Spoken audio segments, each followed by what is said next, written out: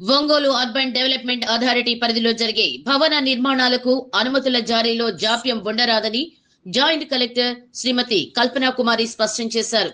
ఈ సంస్థకు vice chairman గా ఉన్న ఆమె బుధవారం సిబ్బందితో ప్రకాశం భవనంలో ప్రత్యేకంగా సమీక్ష సమావేశం నిర్వహించారు. పట్టణ ప్రణాళిక విభాగానికి సంబంధించి ప్రస్తుతం అమలవుతున్న ఎల్ఆర్ఎస్, బిపిఎస్, ఏపీడిపిఎంఎస్, ఇంజనీరింగ్ విభాగం మరియు గ్రామ పంచాయతీలలోని భవన నిర్మాణాలకు ఇచ్చే అనుమతుల్లో పురోగతిపై ఆరా తీశారు. ఇప్పుడు బ్రౌచర్ లోపల ఉంటుంది.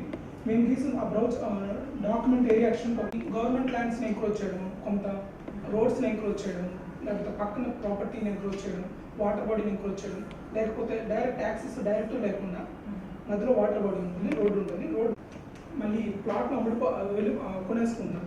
కాబట్టి ఇక్కడ మనం అప్రూవల్ చేసేటప్పుడు ఈ యాక్సెస్ అనేది మేజర్ ఒకటి మేడం, ఎంక్రోచ్మెంట్స్, అందువల్ల డిలే అవుతుంది మేడం మాకు చేయడానికి. ఇద్దరు డిస్ప్యూట్ వచ్చేసి వీళ్ళు విడిపోయారు, ఒక పార్ట్నర్ వెళ్ళిపోయాడు.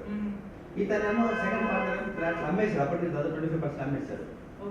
ఇప్పుడు ఏమైందంటే ఆ సీరియల్ నెంబర్లోనే ఇతను కన్ఫ్యూషన్ చేసి అమ్మేశాడు కదా, రేషన్ చేసి పంపించాను పిఎఫ్ ల్యాండ్. ఎందుకంటే దాంట్లో ఆల్రెడీ అతను అప్లికేషన్ కూడా సబ్మిట్ చేసాను, అమౌంట్ పేమెంట్ చేశారు.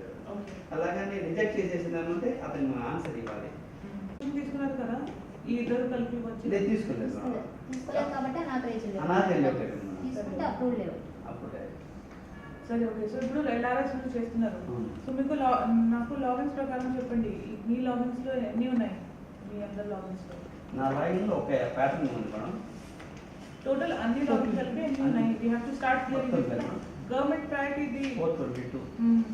422 are pending. 422 applications in different lawyers, correct? No. Approved.